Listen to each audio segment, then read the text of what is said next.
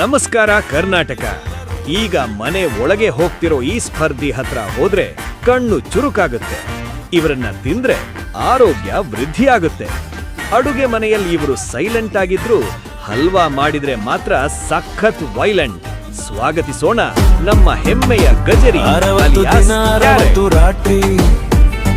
ಒಂದು ನಗು, ಒಂದು ಜಗಳ, ಮತ್ತೆ ಫ್ರೆಂಡ್ಶಿಪ್ ಮಾತು. ನಮಸ್ಕಾರ ಎಲ್ಲರಿಗೂ. ನಾನು ಗಜರಿ, ಹೆಲ್ತ್ ಕ್ವೀನ್.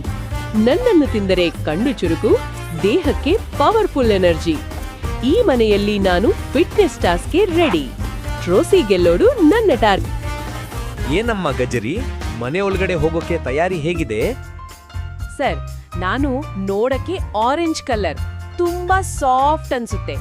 ಆದ್ರೆ ಯಾರಾದ್ರೂ ನನ್ ಜೊತೆ ಗೇಮ್ ಆಡಿದ್ರೆ ಅವರಿಗೆ ಗಜರಿ ಹಲ್ವಾ ಉಣಿಸಕ್ಕೆ ನಾನ್ ರೆಡಿ. ನನ್ನ ಸ್ಮಾರ್ಟ್ನೆಸ್ಗೆ ಈ ಮನೆ ಮಂದಿಯೆಲ್ಲ ಫಿದಾ ಆಗ್ತಾರೆ ಅನ್ನೋ ನಂಬಿಕೆ ನನ್ಗಿದೆ. ಒಳ್ಳೆ ಕಾನ್ಫಿಡೆನ್ಸ್.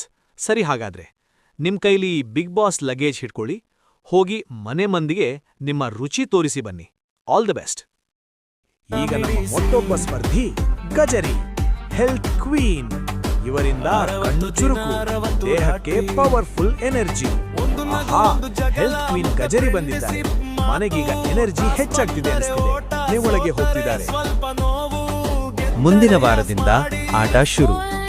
ಮೊದಲ ಟಾಸ್ಕ್ ಏನು, ಮೊದಲ ಎಲಿಮಿನೇಷನ್ ಯಾರು, ಅದನ್ನ ನೋಡ್ಬೇಕಾದ್ರೆ ಫಾಲೋ ಮಾಡೋದನ್ನ ಮರೆತುಬೇಡಿ. ಈ ಮನೆಯಲ್ಲಿ 60 ದಿನಗಳು ಇರಬೇಕು.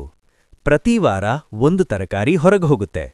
ಟಾಸ್ಕ್ ಇರುತ್ತೆ, ಮನರಂಜನೆ ಇರುತ್ತೆ, ಮತ್ತು ಕೊನೆಗೆ ಒಬ್ಬನೇ ವಿನ್ನರ್. Okay, good night. ಮತ್ತೆ ಸಿಗೋಣ.